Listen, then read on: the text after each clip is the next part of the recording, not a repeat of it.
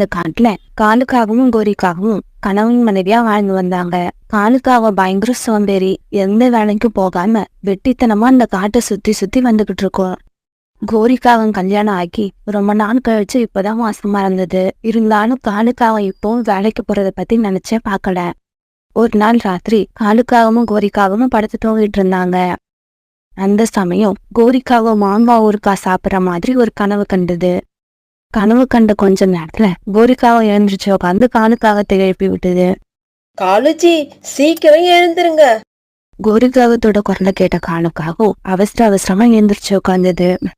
என்ன கோரி, என்ன ஆச்சு? ஏன் இப்படி ராத்திரியில எழுப்புற? காலுஜி, நான் இப்ப மாங்காய் ஊறுகாய் சாப்பிடுற மாதிரி கனவு கண்டேன்.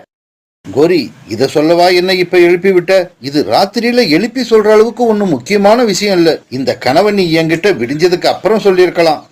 காலுஜி, கனவு கண்ட